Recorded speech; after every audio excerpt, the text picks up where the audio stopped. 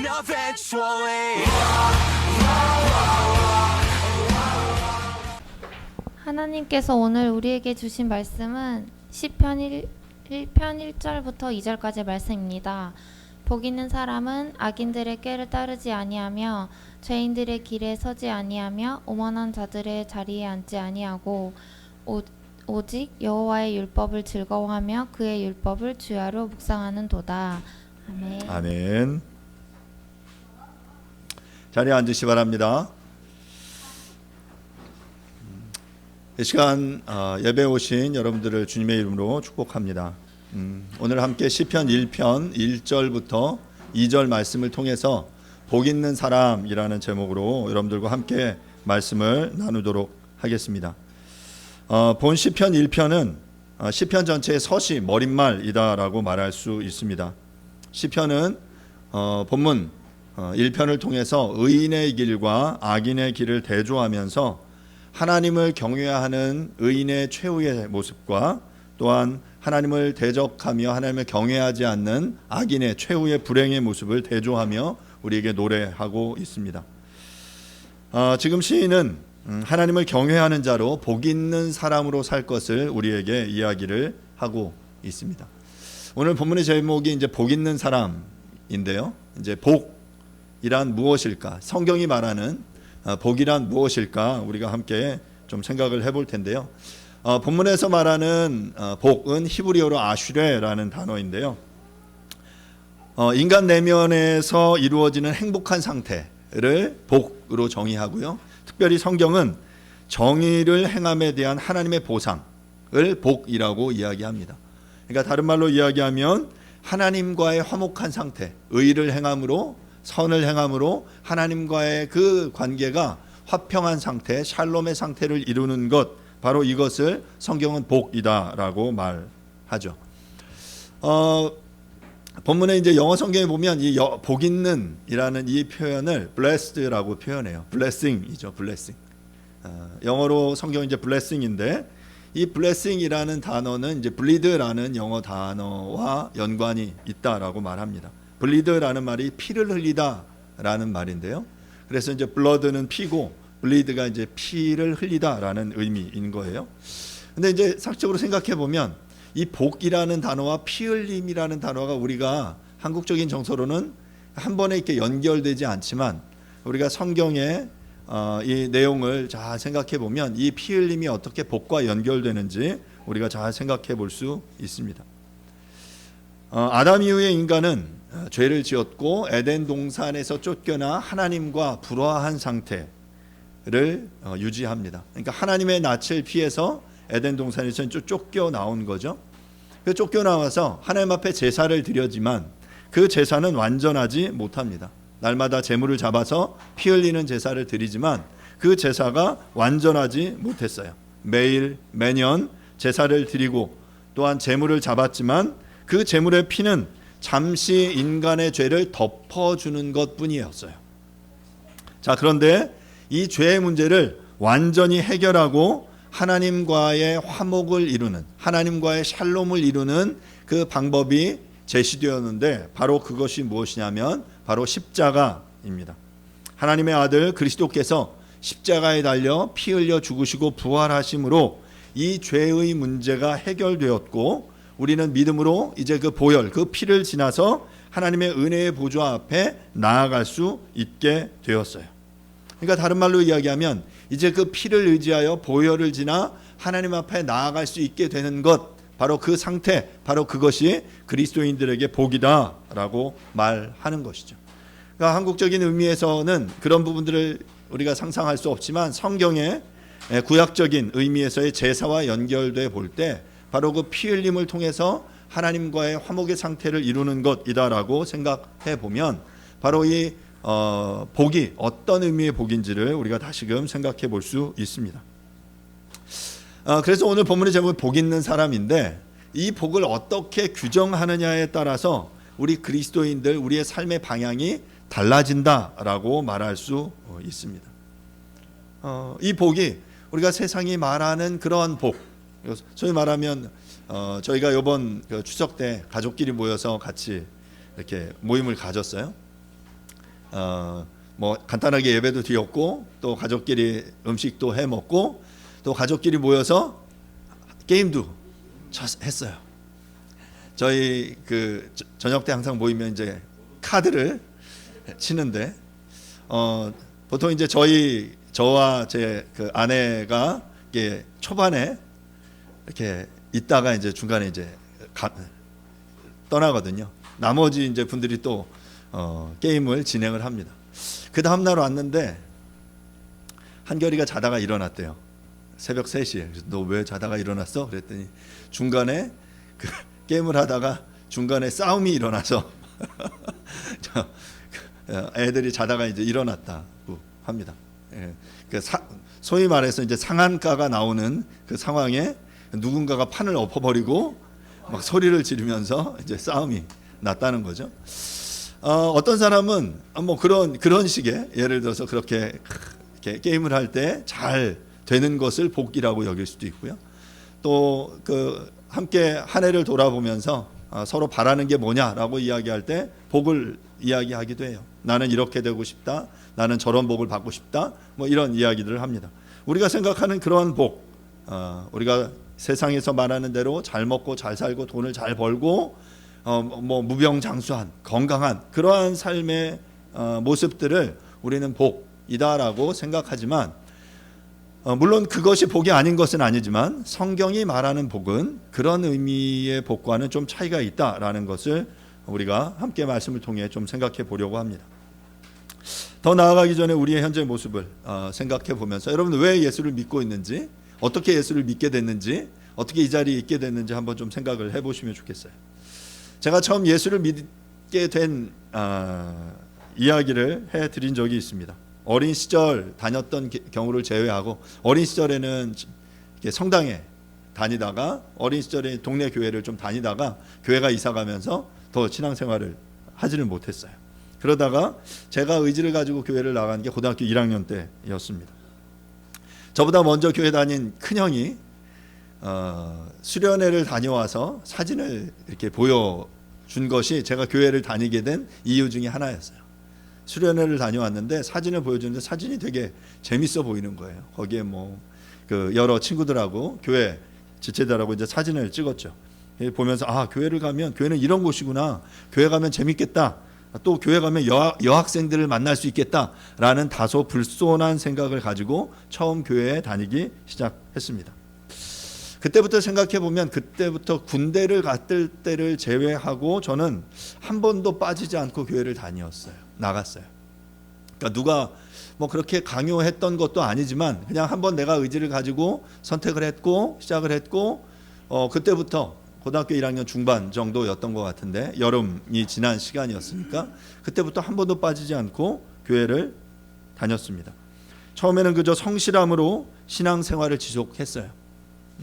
그렇게 한번 내가 결정한 것을 끝까지 책임지고 하는 것이 저에게 있어서 삶의 자세, 태도라고 여겼기 때문에 성실하게 신앙생활을 했습니다.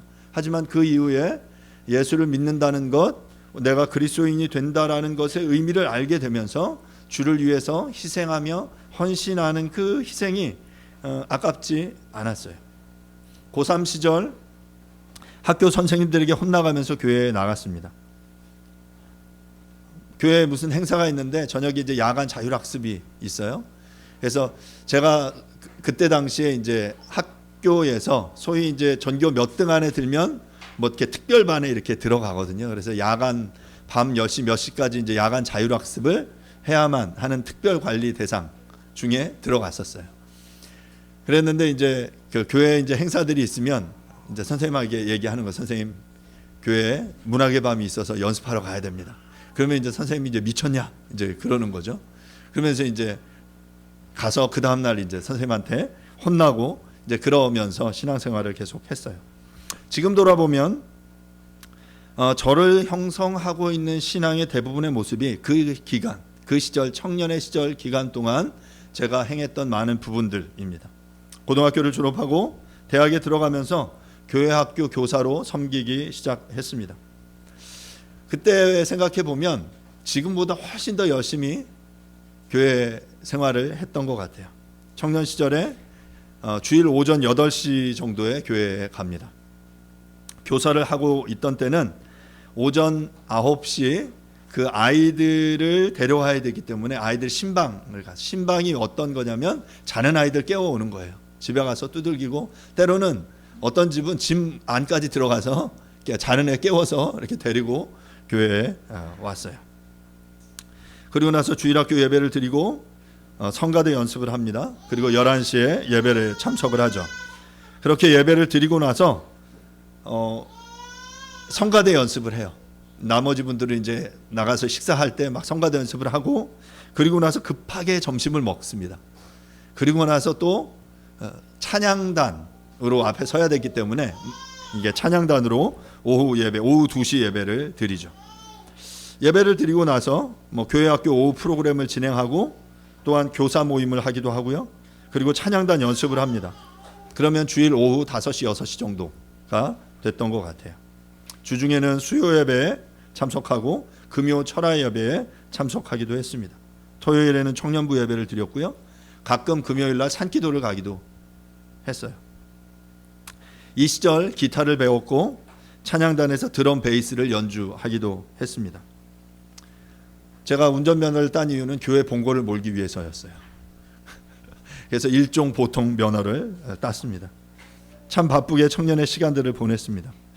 이 시절을 이렇게 보낸 시간들이 힘들기는 했지만 후회되지 않습니다. 왜냐하면 저는 복 있는 사람의 자리에 있었기 때문입니다.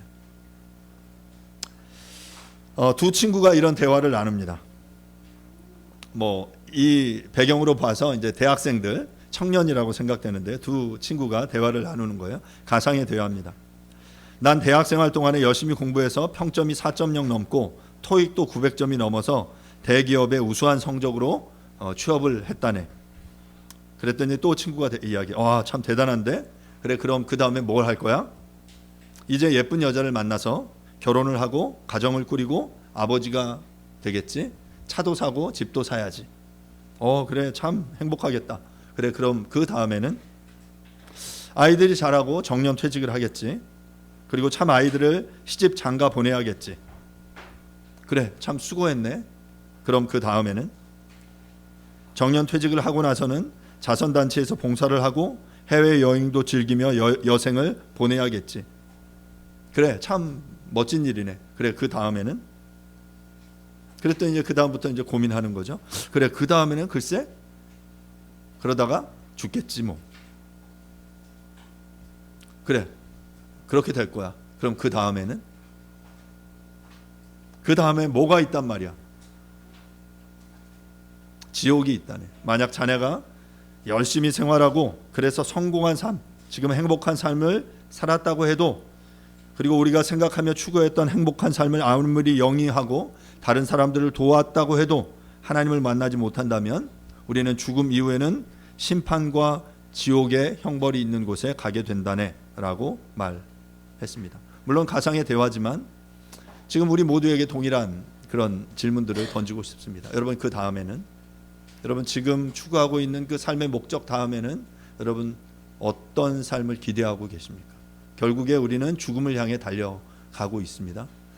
그리고 그 죽음 이후에는 여러분 무엇을 생각하며 살고 계십니까?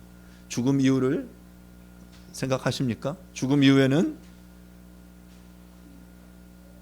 영원한 영생과 영원한 영벌이 우리를 기다리고 있어요. 하나님 나라의 천국에서의 그런 하나님과 동행하는 그런 풍성한 그 아름다운 삶과 또한 지옥에서 그 영원한 형벌, 영원한 불의 심판 속에 거하는 그 삶이 우리를 기다리고 있는 것이죠. 세상이 우리에게 요구하는 그런 기준의 행복, 세상이 말하는 복 있는 삶, 그런 복을 추구하며 열심히 수많은 사람들이 살아갑니다. 심지어 교회에 다닌다고 하는 수많은 그리스도인들조차도 동일하게 이 세상이 말하는 그 복을 쫓아 살아가요. 하지만 동일하게 모두에게 묻고 싶습니다. 그 다음에는 내가 추구하고 있는 그 복, 내가 추구하고 있는 그 성공 다음에는 무엇을 기대하며 살아가고 있는지 말입니다. 사단은 우리에게 이렇게 이야기해요. 우리는 보통 사단이 막 그 흉악한 모습으로 우리에게 다가와서 우리를 미혹한다라고 생각하지만 때로는 그렇지 않아요. 광명한 청사의 모습으로 우리에게 나아옵니다. 지금 최선을 다해 살아라. 뒤돌아보지 말고 열심히 공부하고 학점 관리하고 영어 공부해서 좋은 직장에 취업할 수 있도록 노력해라. 일주일에 한 번 교회 가는 것이면 충분하지 않냐? 무슨 평일날 바쁜 시간에 제자훈련, 성경 읽기, 기도회 모임을 한다니 내가 지금 정신이 있는 거냐 없는 거냐? 지금 세상이 어떤 세상인데 절대로 그래서는 안 돼. 아무리 목사님이 꼬셔도 넘어가서는 안 된다. 중심을 지키고 너의 인생은 네가 책임지는 거니까 열심히 내일을 준비해야 한다. 자기 개발을 하고 열심히 최선을 살라는 이 시대의 소리가 틀린 소리는 아니지만 하지만 사단은 바로 그러한 소리들을 통해 우리를 유혹합니다. 제가 지금 여러분들을 향해 자기 개발을 하지 말라거나 일을 열심히 하지 말라고 말하는 것이 절대로 아닙니다. 최선을 다해야죠. 코피나도록 열심히 해야 합니다. 하지만 제대로 된 우선순위를 가지고 생활하느냐라는 말입니다. 무엇이 중요한지 우리가 정말 고민한 이후에 행동하고 있느냐라는 것이죠. 그리스도인됨을 가지고 하나님 나라 백성으로서의 정체성을 가지고 정말 어떤 복을 추구하며 살아가느냐를 우리가 고민해야 한다라는 것입니다. 제가 청년 시절에 고지론과 미답지론의 논쟁이 있었습니다. 고지론은 말 그대로 고지를 선점하라는 거예요. 믿는 그리스도인들 청년들에게 너희들 찌질하게 살지 말고 고지를 선점해서 그곳에서 영향력을 끼치는 삶을 살아라 라고 말하는 거죠. 그래서 의사, 검사, 변호사, 판사, 그리고 국회의원, 정치인 높은 위치에 그 CEO 높은 위치에 올라가서 인정받을 만한 위치에 가라. 그러기 위해서 지금 최선을 다해 열심히 공부해라 라고 말하는 거예요. 틀리지 않아요. 하지만 이 고지론에는 약간 맹점이 있습니다. 제가 예전에 그 군생활을 5사단에서 했다라고 말씀을 드렸는데요. 제가 군생활 시절에 그 잠시 한 몇 개월 동안 들어가 있던 그 DMZ 안에 GP가 있었어요. 179 GP인데요. 그 GP 안에 백마고지라는 전적비가 있습니다. 여러분 백마고지 전투에 대해서 혹시 이렇게 들어보신 적 있으시죠? 아마 이거 가지고 이제 영화도 만들어지고 했었는데 이 백마고지 전투는 1952년 10월 6일부터 10월 15일 약 10일 동안 백마고지라는 약 395m 정도 되는 그 고지에서 벌어진 전투입니다. 이 백마고지 주변에 이제 철원 평야예요. 쭉 평지가 이어지는데 그 평지 중간에 약간의 높은 고지가 있는 그러한 위치입니다. 이 당시에 10일 동안 12번의 이 고지의 주인이 바뀔 정도로 중공군과 이 한국군의 아주 치열한 전투가 벌어진 지역이 바로 이 백마고지 전투예요. 이 당시에 중공군이 약 14,000명이 사망했고요. 이 백마고지 전투에서 한국군이 3,396명 사망했다라고 합니다. 왜 이 고지를 점령하기 위해서 그토록 수많은 그 병사들이 생명을 걸고 싸웠냐면 그 고지가 그만큼 중요하기 때문이에요. 주변이 평지고 약간 그 야산의 고지 위에서 수성을 하면 이곳에서 지켜보면 이 주변의 적들의 그 모습이 한눈에 파악되거든요. 그래서 그 고지를 점령하기 위해서 굉장히 많은 그 병사들이 또한 수없이 수많은 포탄이 그곳에 쏟아 부어졌습니다. 앞서 말한 대로 이 고지로는 그런 의미에서 이렇게 의미가 있어요. 고지를 그런 남들보다 높은 위치에서 너가 영향력을 미칠 수 있는 그 자리에 올라가서 너가 그리스도인으로서의 삶을 영향력을 펼쳐 보여라 라고 말하는 것이죠. 그런데 하지만 이 일은 이 고지론을 너무 강조하다 보면 이런 문제들이 생겨요. 예를 들면 뭐 캠퍼스에서 제가 생각하면서 이런 경우들이 많이 있었는데요. 시험 전주간 혹은 시험 전날 예배나 제자훈련에 참여하는데 부담스러운 학생들이 있는 거예요. 그러니까 바로 다음 날 이렇게 시험이 있는데 그 전날 이제 정기 모임, 제자훈련 뭐 이런 모임들에 참여하는 게 이제 학생들이 부담스러워하는 거죠. 제가 이제 인하대 사역을 하다가 그 지부를 옮겨서 천안 지역에서 사역을 하게 됐는데 제가 인하대 사역을 하면서는 뭐 얄짤 그런 거 없었어요. 뭐 다음 날 시험이 있다, 다음에 뭐 그런 거 있어도 뭐 예배를 드리거나 제자 훈련하거나 전혀 한 번도 이제 멈추지 않고, 왜냐하면 그게 우선순위라고 생각했기 때문에 그렇게 요구했고, 뭐 학생들도 리더들도 당연히 그렇게 따라 왔어요. 근데 제가 이제 천안 지부에 갔는데, 그 모임에 갔는데 그 중간고사에 때 이제 모임이 없는 거예요. 그리고 이제 그 시험 기간이 되면 모임이나 훈련을 이렇게 멈추는 모습들을 보고, 처음에는 이제 뭐 그 이전에 그렇게 해왔으니까 따르다가 제가 조금 지나서는 뭐 모임과 그 제자 훈련의 기간이 시험 기간이나 이런 것들에 겹치더라도 그런 거 상관없이 모임을 진행을 했습니다. 왜냐하면 우리의 삶이 항상 뭐 이런 식으로 중요한 우선순위들이 있는 상황들이 대부분 많이 벌어질 텐데, 이럴 때마다 우리가 모임이나 예배나 이것들을 멈추는 것은 옳지 않다라는 생각에서였어요. 당시에 뭐 리더들이나 뭐 선배들이 이런 어려움들을 겪습니다. 월요일 아침이나 주말에 시험을 치르는 후배에게 선배나 리더가, 심지어 그 사역자가 그들에게 모임을 참석하는 것을 쑥스러워하고 부담스러워하는 거죠. 후배들은 신입생들은 아주 자신 있게 말합니다. 내일 시험이 있어서요, 내일 과제가 있어서요, 아르바이트가 있어서 모임에 제자훈련에 참여할 수 없는데요, 뭐 그렇게 말해요.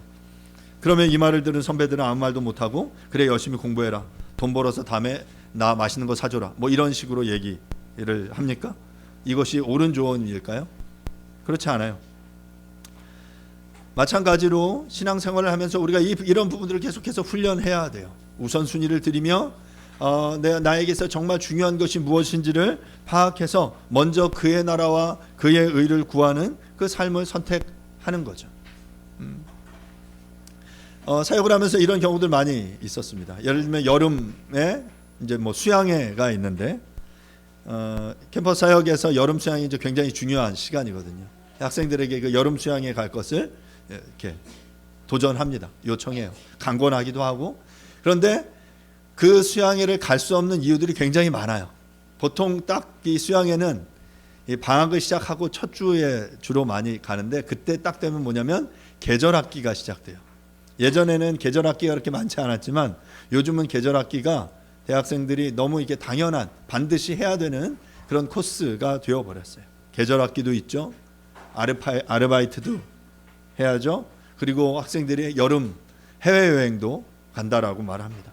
영어 공부도 해서 방학 시작하자마자 학원을 다니기 시작해요.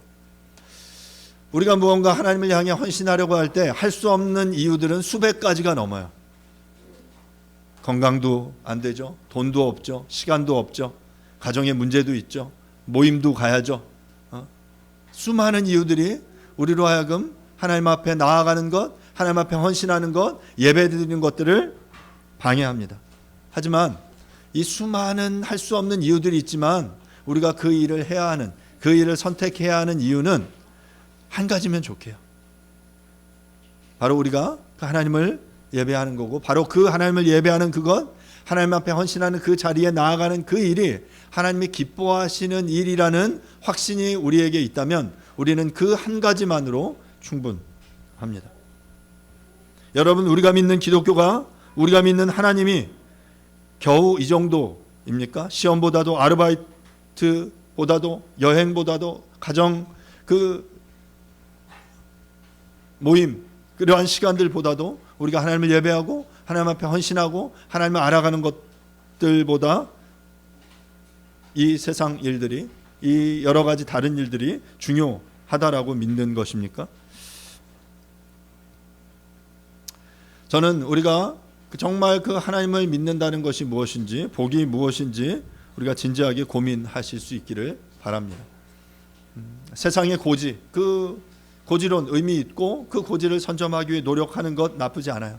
하지만 그 일들을 우리가 선택하면서 마땅히 일상의 삶 가운데 헌신해야 될 것들을 포기해야 되는, 그것들을 우리가 요청하고 강권하는 것이 너무 낯선 그런 모습이 된다면 저는 그러한 고지는 옳지 않다라고 생각합니다. 세상의 고지가 영향력이 있고 그것이 영원할 것 같지만 한순간이에요. 시간이 지나면 그 높은 위치에 올라갔던 사람들은 다 내려오고 맙니다. 이 세상의 권력도 마찬가지 아닙니까? 이승만, 박정희, 전두환, 노태우, 김영삼, 김대중, 노무현, 이명박, 박근혜, 문재인, 윤석열, 이 대통령들이 당시에 최고의 권력을 가지고 최고의 그 힘을 행사하지만 그것이 영원하지 않습니다. 시간이 지나면 그 자리에서 내려오게 되는 거죠. 세상이 말하는 이 행복, 세상이 말하는 고지는 바로 그렇습니다. 그러면 이 고지론의 대안으로 이야기할 수 있는 것이 미답지론이라는 거였어요. 미답지론. 미답지론은 말 그대로 미답지, 아무도 가지 않는 길을 가는 것이에요. 세상에 많은 사람들이 고지, 높은 자리 다 가려고 하니까 그 길은 싸워야 되고 경쟁해야 되고 누군가를 짓밟아야 하는 것인데, 아무도 가지 않는 길을 찾는다면 그 길을 향해 가는 것이 우리의 대안이지 않을까라는 것이 미답지론이라는 것이었습니다. 대부분의 많은 청년 대학생들이 졸업 후 기업체의 샐러리맨, 대기업에 간다거나 공무원, 학업, 교직, 교역자, 어떤 이런 전문직이나 이런 평범하고 안정된 분야로 진출하는 것을 원합니다.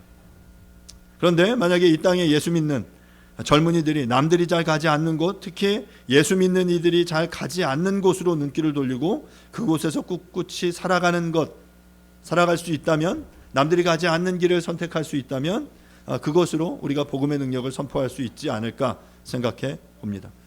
이렇게 남들이 가지 않으려고 하는 그 길, 그 자리를 미답지라고 말하는데요.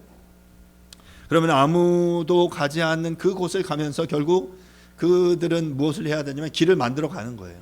없는 길을 만들어 가며 살아내야 하는 거죠. 그러면 아무도 가지 않는 그 길을 선택하고 그 길을 만들어내는 능력은 어디에서 옵니까? 저는 바로 우리의 삶 가운데 나를 향한 부르심과 하나님의 뜻이 무엇인지를 분별하는 것에서 온다라고 생각합니다. 저는 고지론이나 이 미답지론에서 정답이 있다라고 생각하지는 않습니다. 누군가는 고지를 향해 가야 되고 누군가는 또 미답지를 향해 가야 한다라고 생각해요. 그러면 나를 향한 그 부르심은, 내가 가야 하는 그 길은 고지인지 미답지인지 어떻게 알 수 있느냐? 바로 오늘 이 말씀 속에서 여호와의 율법을 주야로 그 즐거이 묵상하는 그것을 통해서 우리는 그 길을 발견하게 된다라고 말할 수 있어요. 그럼 다시 처음으로 좀 돌아가 보면 우리가 추구하는 복은 무엇입니까? 여러분 옆에 있는 믿음의 선배들이 과연 어떤 복을 추구하기에 지금 이 자리에 와서 주일 이 시간 이 자리에 와서 우리가 주님을 예배하며 함께 봉사하고 섬기고 있는 것입니까?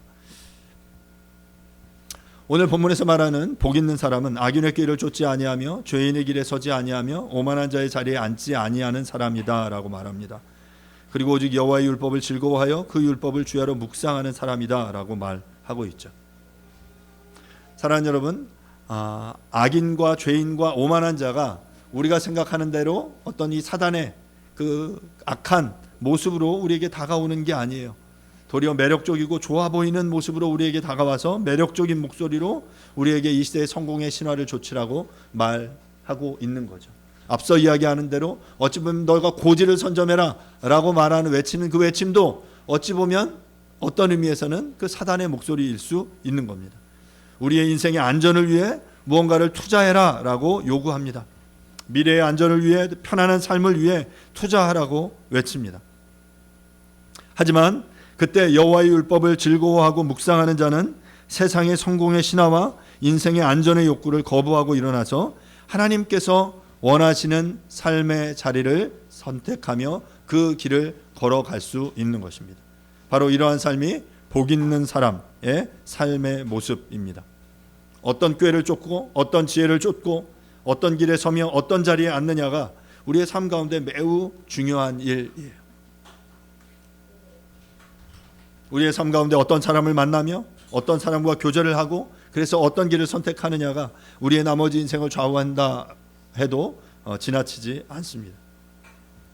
사랑하는 여러분, 우리는 어느 길을 향해 갑니까? 누구를 만납니까? 누구와 시간을 보내고 내 삶을 무엇으로 가득 채우고 있습니까? 예수 믿는 우리들이 예수로 충만하고 우리의 삶의 속에서 그 예수가 이렇게 흘러나오는 것을 우리가 꿈꾸며 소망하지 않습니까? 그러기를 바라지 않습니까? 하지만 여러분 곰곰이 생각해 보세요. 내가 자발적으로 전하고 있는 건 뭔가? 다른 말로 나의 삶을 통해 자발적으로 흘러나가는 것은 무엇인가 한번 생각해 보세요. 아주 누군가 내가 아주 편한 상대를 만나서 그 사람과 대화할 때 내가 관심 있어 하는 무엇? 내가 제일 많이 이야기하는 대화의 주제, 내가 전하고 있는 거 뭡니까? 그 자리에서 내가 아주 편한 그 사람에게 예수를 전하고 있습니까?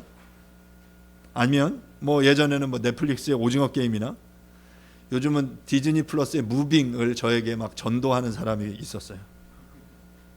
경매나 주식 투자나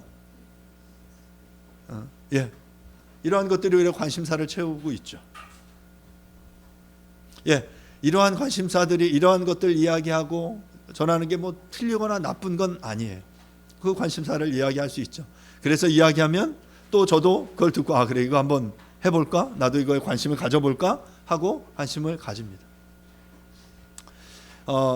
요즘 제가 관심 있어 하는 한 가지 이슈가 생겼는데 뭐냐면 커피 로스팅이에요. 지난주에 제주도에 갔었는데 제주도에 갔다가 그 아는 목사님이 그곳에 이제 세컨 하우스가 있으세요. 그 집에서 커피를 내려주셨는데 직접 이렇게 원두를 볶아서 커피를 내려주시더라고요. 물론 그때 로스팅한 커피가 맛있진 않았어요.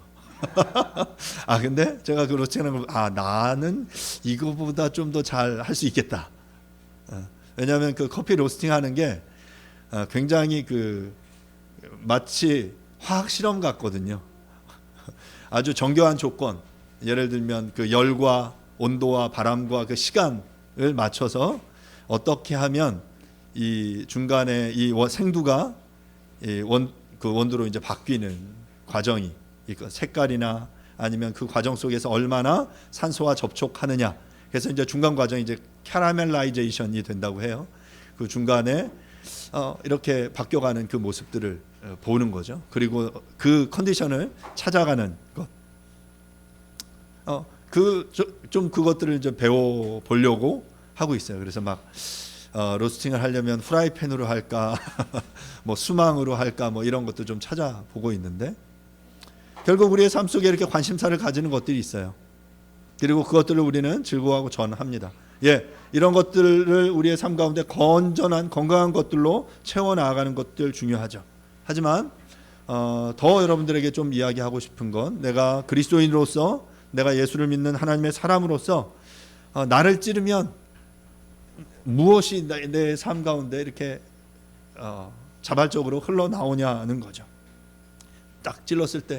저를 딱 찔렀을 때 예수 그리스도 하나님 흘러나왔으면 좋겠어요. 근데 그게 아니라 딱 찔르면 에이씨 막 이렇게 욕하면서 이런 모습이 되면 안 되겠죠. 말씀으로 충만한 사람은 말씀이 나올 것입니다. 나의 머리에 그 그리스도로 충만한 사람은 그리스도가 내 삶 가운데 그렇게 흘러나오게 될 것입니다. 지금 내 머리를 채우고 있는 것이 의식적이든 무의식적이든 나의 입을 통해 나의 삶을 통해 흘러나올 확률이 큰 것이죠. 오늘 이 본문 속에 이제 시편 속에 우리는 그 다윗이라는 인물을 생각해 볼 수 있어요. 다윗은 많은 아름다운 시를 남겼고 하나님을 찬양했고 노래했고 하나님의 마음에 합한 사람이다라고 불리는 사람이었습니다. 하지만 여러분 그의 삶은 어땠습니까? 선지자 사무엘이 다윗의 아버지 이새를 찾아와서 이새의 아들 중에 하나님이 선택한 기름 부음 받을 그 사람이 있다라고 하나님이 말씀하셨어요. 그래서 너 아들들을 데려와라 라고 이새에게 요청합니다. 그랬더니 아들들을 다 데려왔어요. 첫째, 둘째, 셋째 다 해서 7째까지 다 지나갔는데 없는 거예요. 그러자 그 사무엘이 이새에게 다시 이야기합니다. 너 아들 다 데려왔냐? 그랬더니 한 아들을 잊고 있었어요. 막내 아들. 누구예요? 다윗이에요. 지금 막내 아들이 있네요. 막내 아들 지금 들판에 양치고 있는데 그럼 막내 아들 데려올게요 해서 막내 아들을 데려옵니다. 그리고 사무엘이 그 막내 아들에게 기름을 붓죠. 하지만 이후 다윗은 목동의 삶을 살면서 어려움을 겪었습니다. 골리앗을 죽이고 나서는 사울 왕의 시기로 여러 해 동안 쫓겨 다닙니다. 살아남기 위해서 머리를 헝클어뜨리고 침을 흘리며 미친 흉내를 내야 했고요. 왕이 된 이후에는 우리아의 아내 밧세바를 취해서 간음해서 그 남편 우리아 장군을 죽이기도 했습니다. 그리고 자신의 아들 압살롬의 반역으로 인해서 쫓기는 삶을 살아야만 했습니다. 자, 그런 그가 시편에 이런 노래를 합니다. 시편 51편 10절에서 12절 말씀인데요. 성경 구절 한번 보여주세요. 이 성경 구절은 다윗이 밧세바와 동침한 이후에 노래한 시예요. 하나님이여 내 속에 정한 마음을 창조하시고 내 안에 정직한 영을 새롭게 하소서. 나를 주 앞에서 쫓아내지 마시고 주의 성령을 내게서 거두지 마옵소서. 주의 구원의 즐거움을 내게 회복시켜 주시고 자원하는 심령을 주사 나를 붙드소서. 여러분 놀랍지 않습니까? 지금 밧세바와 동침해서 그 간음하는 죄를 저지르고 나서 그 상태에서 지금 다윗이 이런 노래를 하고 있는 거예요. 그 다음 시편 57편을 보면요, 다윗이 사울을 피해서 굴에 있던 때에 그는 이렇게 노래합니다. 하나님이여 내 마음이 확정되었고 내 마음이 확정되었사오니 내가 노래하고 내가 찬송하리이다. 내 영광아 깰지어다. 비파와 수금아 깰지어다. 내가 새벽을 깨우리로다. 주여 내가 만민 중에서 주께 감사하오며 문나라 중에서 주를 찬송하오리다. 무릇 주의 인자는 커서 하늘을 비추고 주의 진리는 궁창에 이르나이다. 하나님이여 주는 하늘 위에 높이 들리시며 주의 영광이 온 세계 위에 높아지기를 원하나이다. 지금 다윗이 사울에게 쫓기면서 굴에 있던 때 지금 다윗은 이렇게 하나님을 노래했어요. 어떻게 이럴 수 있을까라는 거죠. 다윗이 결코 순탄한 삶만을 살지 않았습니다. 보통 우리가 그 성경에서 닮고 싶은 사람이 누구냐라고 말할 때 많이 나오는 인물 중에 하나가 다윗이에요. 다윗과 같은 삶. 우리가 좋은 면만 보는 거죠. 하나님의 마음에 합했고 하나님의 축복을 받았고 그 놀라운 하나님의 지혜를 받았던 것, 용맹한 하나님의 그 이스라엘의 가장 위대한 성군이었던 것 맞지만 그런 다윗은 결코 순탄한 삶을 살지 못했습니다.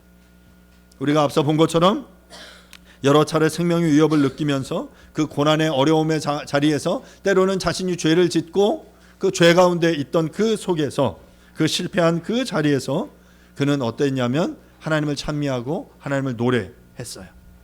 그 이유가 뭡니까? 그는 정말 그 하나님으로 충만했기 때문이에요. 복 있는 삶이 무엇인지 그는 알았기 때문입니다. 다윗은 하나님 안에서 신령한 복이 무엇인지 알았고 그래서 그는 그 삶을 영위할 수 있었습니다.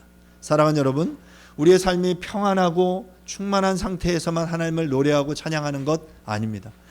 우리의 삶에 아무 문제가 없을 때만 하나님 앞에 나와 예배하고 하나님을 높여드리는 것이 아니에요.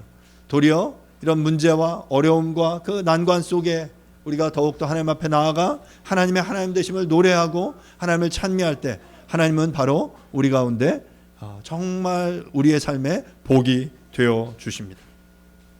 사랑하는 여러분, 그리스도를 위해, 복음을 위해, 주의 몸된 교회를 위해 복 있는 사람의 자리에 서실 수 있기를 간절히 바랍니다.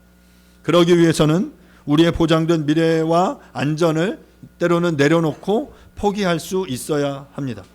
왜냐하면 절대로 하나님과 재물을 겸하여 섬길 수 없기 때문입니다. 세상의 우상을 섬기며 우리는 절대로 하나님의 나라에 들어갈 수 없습니다.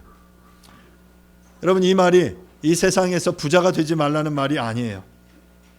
통장에 돈을 저축해 두어서는 안 되는 말이, 안 된다는 말이 절대로 아닙니다. 부자가 되지 말라는 말은 그 물질의 소유권이 궁극적으로 누구에게 있느냐의 문제인 것입니다. 통장에 수천만 원, 수억 원이 있다 하더라도 그것이 주님의 것이라고 인정하고 언제든 필요에 따라 주를 위해 드릴 수 있는 사람은 부자일 수 없어요. 부자가 아니에요. 반대로 내 주머니에 지금 몇천 원밖에 없더라도 그 몇천 원을 부여잡고 이 돈은 내 거다라고 주장하면 그 사람은 바로 물질의 노예, 부자가 되는 것입니다. 말씀을 마무리하겠습니다. 사랑하는 여러분, 복 있는 사람이 되기를 원하십니까? 그렇다면 악인의 꾀를 따르지 않고 죄인의 길에 서지 않고 오만한 자의 자리에 앉지 않아야 합니다. 주님의 법을 따르고 의인의 길에 서며 겸손한 자리에 앉는 저와 여러분들이 될 수 있기를 간절히 바랍니다.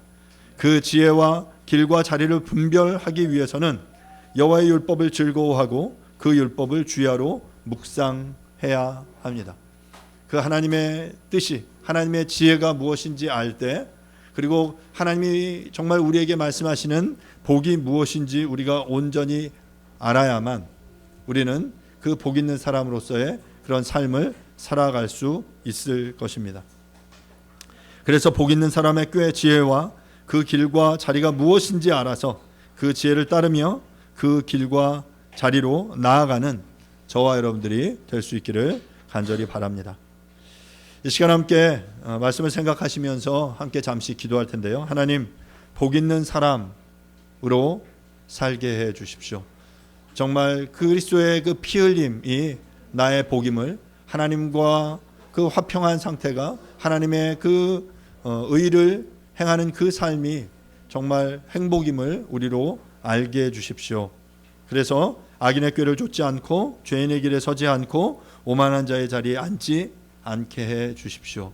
겸손한 자리에, 정말 주님의 복 있는 삶의 자리에 설 수 있게 도와주십시오라고 이 시간 잠시 말씀을 생각하시면서 조용하게 한번 기도하도록 하겠습니다. 기도하겠습니다. 하나님 아버지, 주님의 은혜를 구합니다. 말씀을 함께 보면서 하나님, 우리가 복이 있는 놀랍고 아름다운 일들을 이루어 주시기를 주님 간절히 주님 역사하여 주시옵소서. 복 있는 사람은 악인의 꾀를 좇지 아니하며 죄인의 길에 서지 아니하며 오만한 자의 자리에 앉지 아니하고 오직 여호와의 율법을 즐거워하여 그 율법을 주야로 묵상하는 자로다. 주님, 복 있는 사람이 되기를 간절히 원합니다. 악인의 꾀를 따르지 않겠습니다. 죄인의 길에 서지 않겠습니다. 오만한 자의 자리에 앉지 않겠습니다. 오직 하나님의 지혜를 따르며 의인의 길에 서며 겸손한 자의 자리에 앉는 우리 모두가 될 수 있도록 도와주시옵소서. 그러기 위해서 여호와의 율법을 즐거워하며 그 율법을 밤낮으로 묵상하는 되뇌이는 우리 모두가 되어질 수 있도록 주님 도와주시옵소서. 하나님, 이 세상이 말하는 성공, 이 세상이 말하는 행복이 아니라 정말 주님이 기뻐하시고 주님이 원하시는 그 복과 주님의 뜻을 따라 살아가는 우리 모두가 되어질 수 있도록 주님 도와주시옵소서. 감사드립니다. 예수님의 이름으로 기도합니다.